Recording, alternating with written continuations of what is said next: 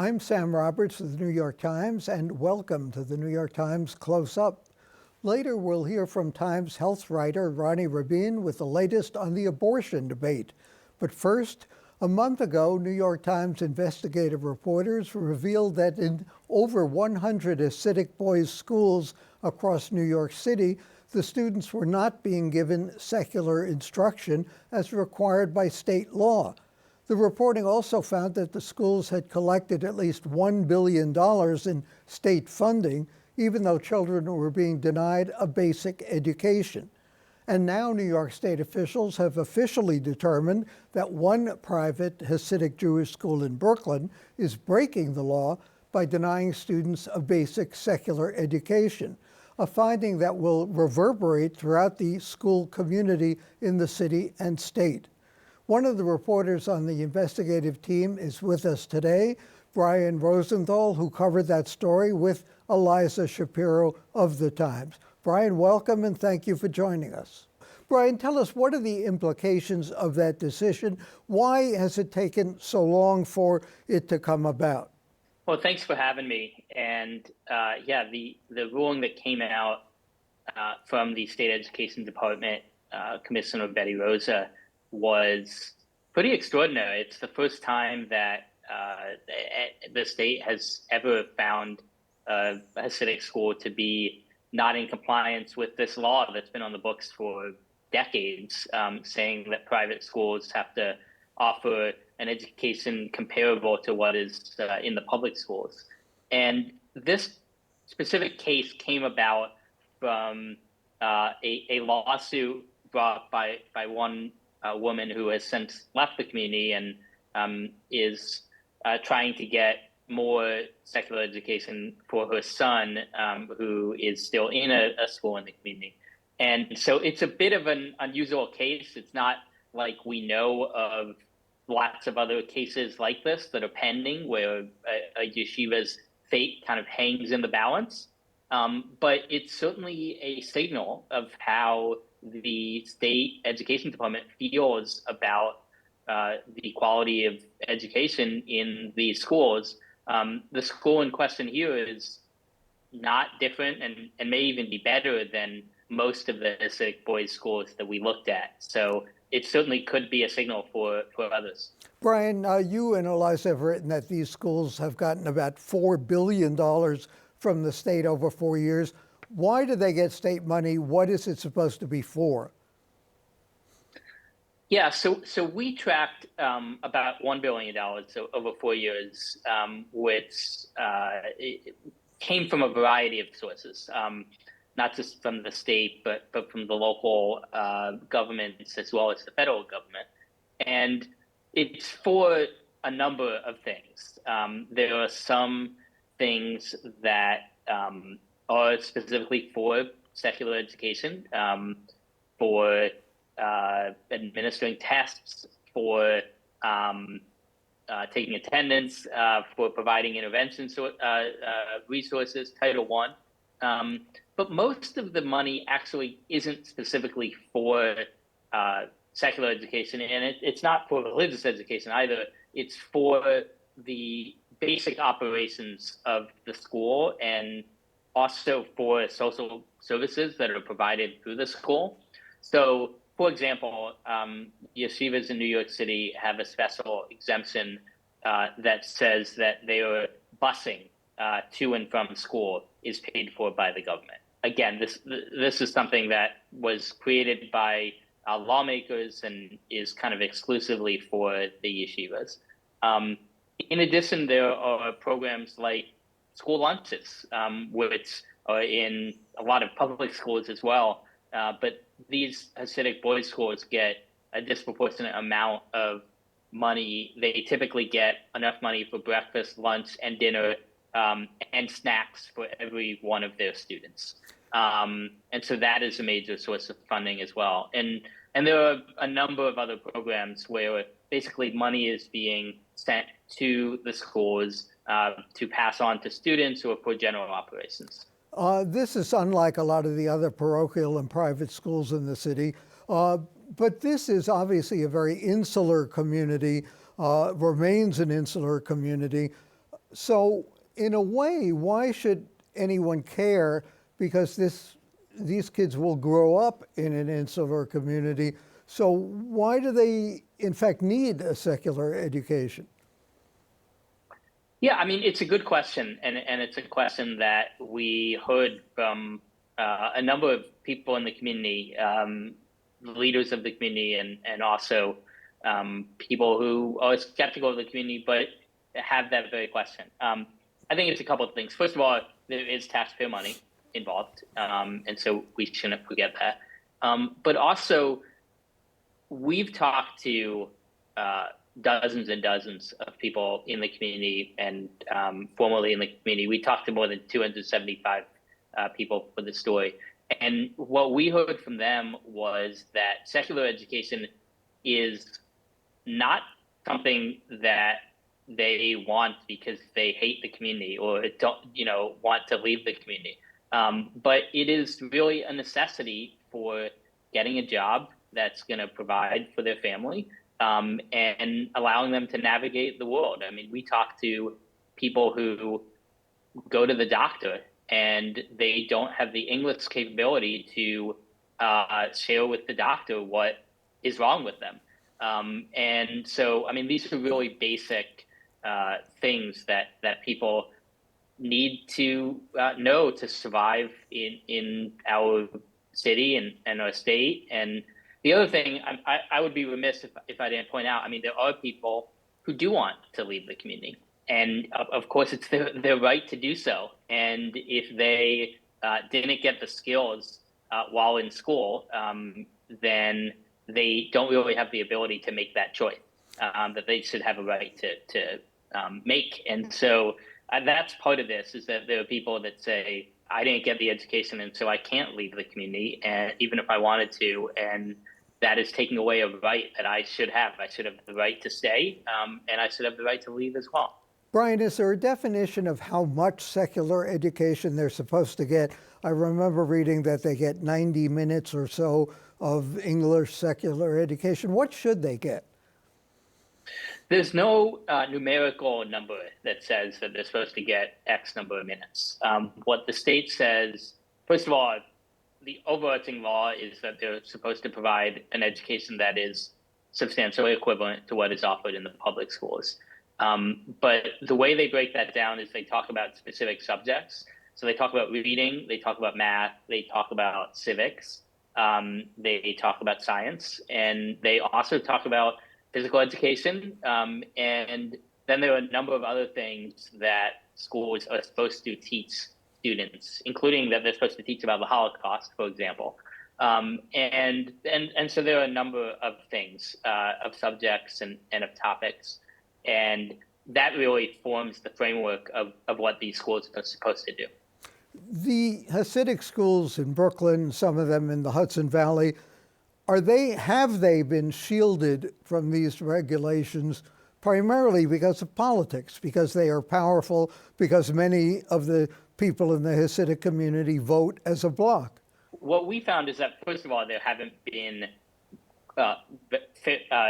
extremely specific regulations on the books for enforcing this decades-old law, and that has actually changed just in the past few weeks. The state education department passed some new guidelines, but there has been, according to our reporting, a fair amount of political support that these schools have received from politicians over the years. We definitely found evidence that the community leaders really care about education about elections and turning out the vote, and that they do, the grand rabbis in the community make endorsements and push their followers to vote a certain way. And the followers in these communities do, by and large, vote a certain way. I mean, we've analyzed the election data and seen that. And that vote can make a difference in races. And we've analyzed the data and seen that too. And so I think politicians are looking at that and realizing that if they can accommodate what these yeshivas are doing, they can get political backing that could help them get reelected. And so, yeah, that is absolutely a reporting found that is part of the dynamic at play here. Very quickly, a last question. You pointed out in the articles that some of these schools practice corporal punishment. What does the law say about that? So the law is actually very ambiguous on that point. It is definitely prohibited in public schools. It is not specifically prohibited in most private schools, although private schools, like everybody else, are not allowed to engage in child abuse. So there is some protection there, but it's kind of up for debate what exactly that means and how it's being interpreted. Brian Rosenthal of the New York Times, thank you so much for joining us. And coming up next, more on the abortion debate.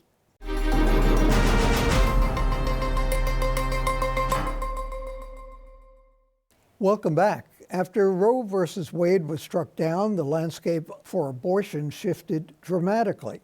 While many of the new laws that prohibit abortion also prohibit what is called medication abortion, but it's fast becoming an alternative. So how does it skirt the new anti-abortion laws? And what are some of the other unintended consequences of anti-abortion laws for women, particularly over the age of 30? Our next guest, Roni Rabin, is a health reporter with the New York Times. She's followed this story along with others in the healthcare field. Roni, welcome and thanks for joining us. So what are the implications for that 15-week limit, particularly for older women?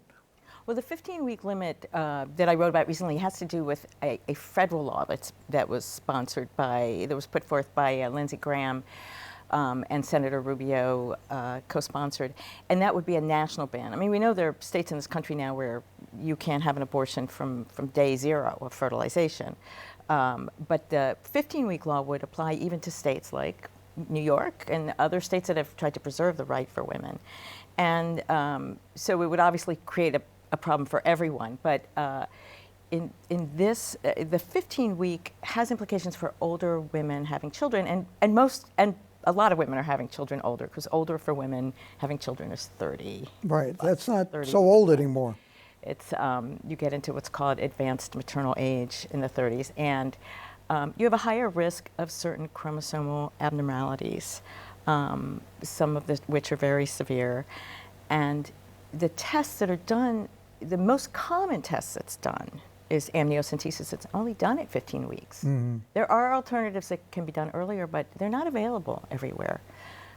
As it is, we have a real shortage of obstetric providers in this country overall, but we also have smaller areas away from large medical centers where they aren't doing alternatives to amniocentesis. So that will put women who are planning ahead to, finish medical school, do a residency, become lawyers, advance in their careers, become financially stable, find the right partner perhaps, it will put them in more of a bind. It limits their options. Roni, what about the abortion pill? How is that affected by the new court rulings, by the laws? It's an abortion. So if abortion is banned, the abortion pill is banned. It's not really an option for people at over 15 weeks. Mm. It's really supposed to be done earlier. But the pill is, all the rules apply to abortion medication as well. The difference with the abortion pill is that, it's hard to control pills. You can control doctors, certainly don't want to lose their licenses. You control facilities. It's hard to control pills that can be purchased through the mail or bought on the black market. I'm sure we're going to see a big black market of abortion pills, which obviously can be empowering to women. It's also kind of dangerous to think that a lot of women may be taking them and are already taking them without a healthcare provider advising them and at the ready and there to tell them if something's awry. And scared to go to the hospital if something goes awry. One of the other things that's hard to control that you've written about is the proliferation of guns. But you've also written that the majority of gun deaths are actually suicides, not homicides. Yes. Why is that, and how come we weren't aware of that before? Or I wasn't. Well, even gun owners aren't. Mm-hmm. That's what's interesting. One big advocate in Utah for gun rights said to me, why didn't the media ever tell us this? it's well over 50% of gun deaths in this country are suicides, And suicides by gun owners. predominantly by gun owners. I mean, a very small percentage, about 10%, are people who decide to kill themselves and go and buy a gun and do it. But the vast majority are people who owned a gun for most of their lives, or owned many guns, and they went through a crisis of some kind.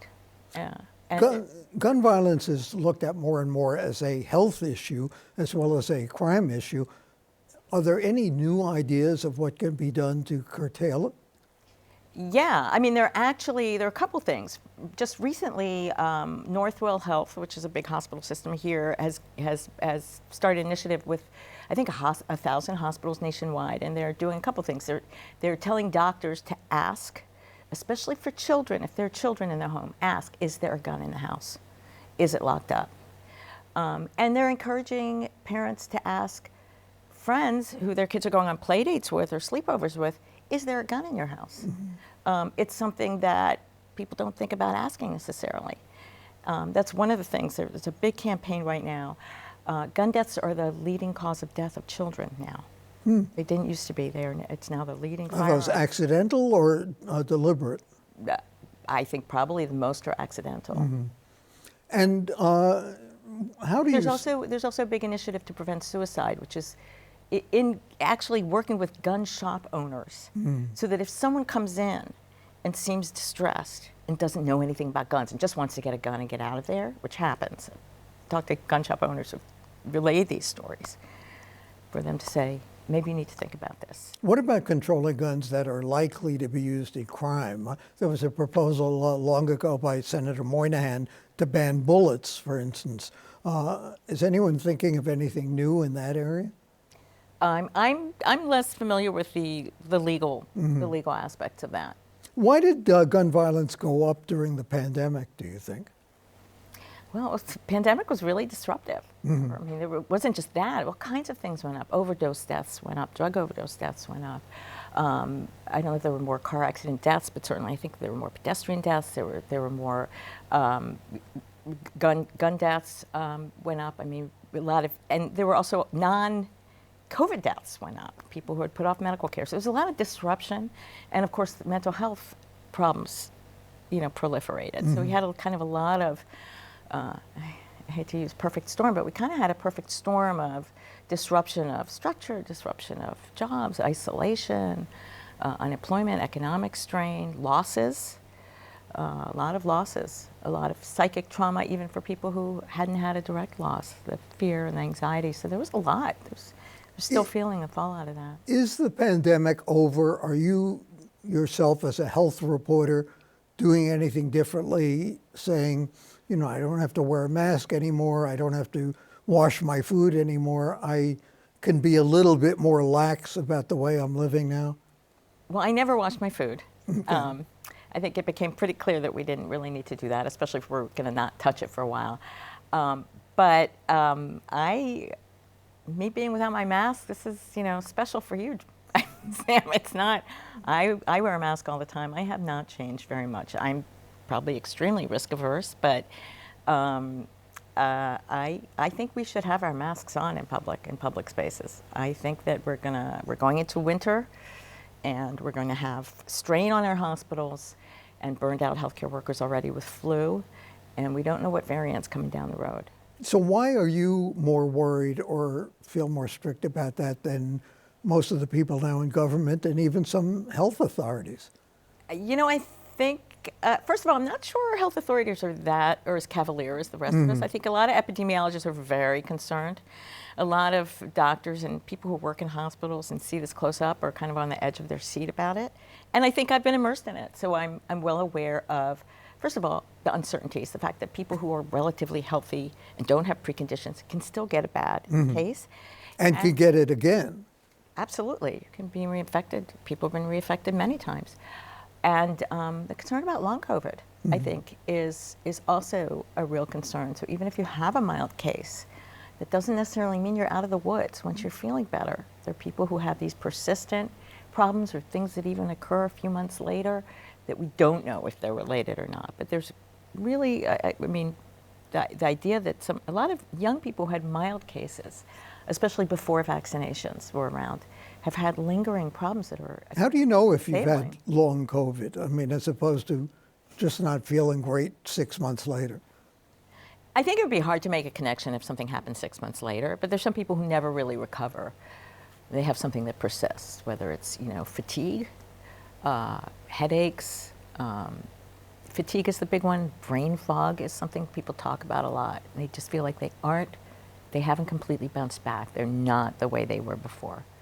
To the point where some people can't work. I mean, it's not quite serious. Why does cold weather affect that? Why is cold weather likely to increase the number of cases? Well, we don't think that this COVID virus is seasonal. Mm-hmm. We're hoping it'll become seasonal. Influenza is seasonal. It tends to happen in the colder months. The epidemiologists I've been speaking to are saying, we're hoping this will become seasonal. But we've seen surges in the summertime. Mm-hmm. And is it COVID, the pandemic, that accounts for the decline in life expectancy in the United States?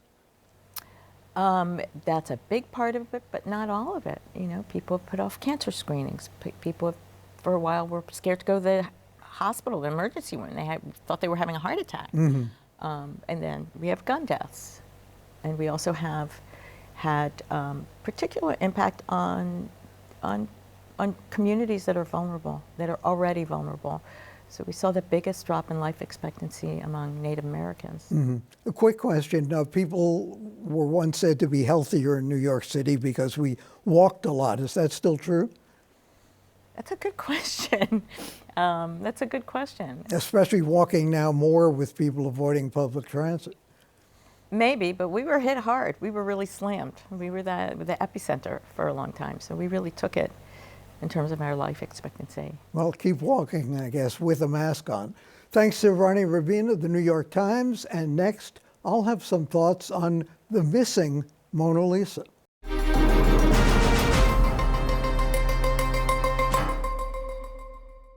I've been a little behind on my reading, so I only recently ran across a bizarre story of cultural repatriation run amok. It's from 1911. But it seemed timely because lately investigators have been seizing looted antiquities from museums and private collections. Countries of origin rejoice as the artifacts are returned. Many private collectors and museum curators quietly complain that they bought the items in good faith decades ago. They say the concept of what is stolen art is being constantly redefined at their expense and perhaps the museum-going public's too. Do the Elgin marbles belong back in Greece, or should they remain in London? Should the lions of San Marco in Venice be returned to Turkey? Should there be a statute of limitations on stuff that was dug up centuries ago? Should violators, willful or not, be threatened with criminal prosecution that they're afraid to contest? Or is provenance more constructively settled civilly? That story I read recently was about the man who stole the Mona Lisa. He was Vincent Perugia, a carpenter from Italy who had worked at the Louvre in Paris. He thought it was high time Napoleon's plunder was returned from France to Florence and Venice. Perugia was misguided as a historian and as an umpire of provenance. Also, his motives were ambiguous at best, but his notorious caper is worth recalling when repatriation still remains a murky battleground. The theft was the top story in the next day's New York Times. The painting was missing for 2 years until Perugia contacted an antiques dealer in Florence and offered to return it for $100,000 in expenses. He was arrested, but he became a hometown hero in Italy. After some hemming and hawing, the Italians returned the painting to the Louvre. Perugia was mistaken. It had not been pillaged by Napoleon. It had been bought from Da Vinci by the King of France. It now hangs opposite Veronese's The Wedding Feast at Cana, which in fact had been plundered by Napoleon from Venice. But after Napoleon's defeat, the French refused to return the wedding feast. They claimed it was too fragile to travel to Venice. As a consolation prize, the Venetians got Lebrun's feast in the house of Simon. Think cultural repatriation is complicated now? Back then, the substitute of one feast for the other was finalized only after the Pope intervened. Today, when authenticity is so vulnerable, the only version of the wedding feast Venetians can enjoy is a digitized copy. For the New York Times and CUNY TV, I'm Sam Roberts.